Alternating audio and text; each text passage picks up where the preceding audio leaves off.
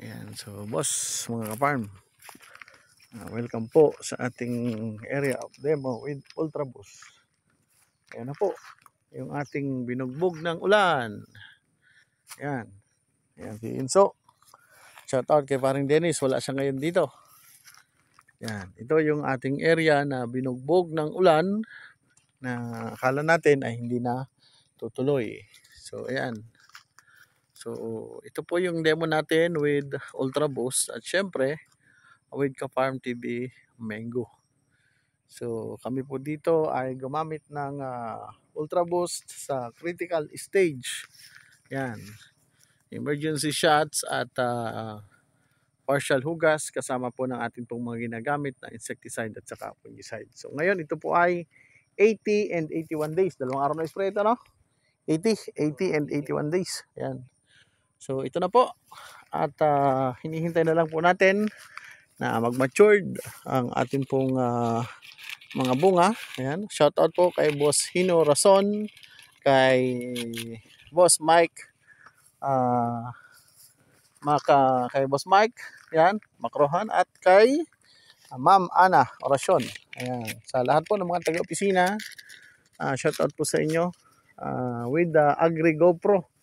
So ito po yung atin pong actual demo result sa edad po na 80 and 81 days. Yan.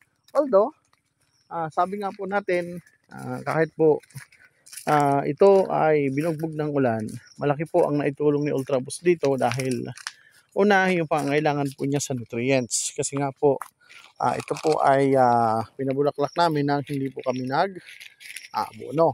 So, hindi rin po kami nag-aklo.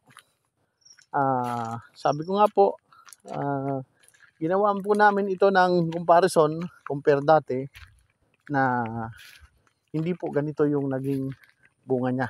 So ngayon, loaded na loaded po siya ng bunga at ito po talaga ay binugbog po ng ulan. So ito rin po ay naka-second pabaon kami. Nagpabaon po kami dito ng mas maaga sa pre-bloom at nagpabaon din po kami dito ng late pabaon ng 26 days dahil nga po lagi pong umuulan. So yan. So yun pong ginawa naming mixing, exclusive na lang po muna dahil ito po ay exclusive area natin.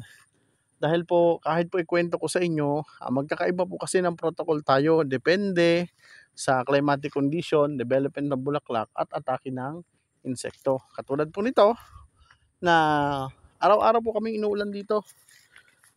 Magkakaiba po kasi tayo ng proseso. Meron po tayong tinatawag na first pabaon at tayo po ay nagkakandak din po ng second pabaon kung hinihingi po ng pagkakataon. Magkakaiba po ng timpla ng gamot, magkakaiba po ng insecticide at magkakaiba din po ng fungicide. So ngayon, ang isang malinaw lang po sa atin dito ay malaki po ang naitulong ni Ultra Boost sa atin pong mango production protocol. Sabi ko nga po, kahit po tayo ay may mga insecticide at fungicides, kung kulang po tayo sa nutrients, ay hindi po magde-develop at magtutuloy ang atin pong mga bunga po ng mangga.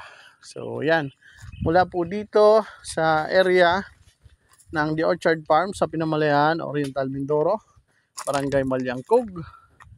Yan, so makikita po natin yan pagdating po ng harvest time, mga ka-farm. So yan po, at bilang patunay ay itinutur po namin kayo sa atin pong area. Yan. So shoutout po sa lahat ng mga gustong sumubok ng Ultra Boost. Pwede po kayong mag-message sa akin. Una, hindi ko po inire-recommend na gamitin nyo siya ng solo lang. Dahil ito po ay ginamit ko under my protocol bilang po cocktail of mixing. Kumbaga, naging dagdag nutrition po siya sa atin pong ginagamit na protocol. Kung ano man po yung ginagamit natin ng mga insecticide at fungicide, wala po tayong tinanggal doon, wala po tayong inalis. Kumbaga, nagdagdag po tayo base doon sa dati po natin ng mga ginagamit. At napansin ko po, malaki po yung naging improvement. Kung noon, tayo po ay naka-secret weapon. Ngayon, meron tayong another weapon na kahit sabihin natin na kahit hindi siya secret weapon, ay malaki po yung naging epekto. Ano? Ayan, dating secret weapon din ang ginagamit. Ano? Hindi, sabihin mo totoo, hindi tayo nag-secret weapon dito ha. Hindi, yan. Dati po kasi naka-secret weapon kami dito, yung para sa kurikong. So ngayon, hindi po kami nag-secret weapon, pero yung ginagamit po namin ng mga insecticide at fungicide dito ay hindi po namin pinalitan. So nagdagdag lang po tayo ng nutrients bilang po pagtugon dun po sa tinatawag natin na trial na ito naman po at nakapagbigay sa atin ng maganda pong resulta mga ka-farm. So muli, ako po ang inyong nag-iisang ka-farm, ka-farm Leonard Visal. Subscribe nyo po ka-farm TV sa YouTube at mapapanood nyo po ang mga pagdodocument natin sa paggamit po ng ating pong Mango Protocol using Ultra Boost by Agri GoPro. So yan. So muli, ito po ang ating pong muling pagbisita dito sa area ng The Orchard Farm. Ito po yan sa bayan ng Pinamalayan, Oriental, Mindoro. Muli, God bless. Happy farming.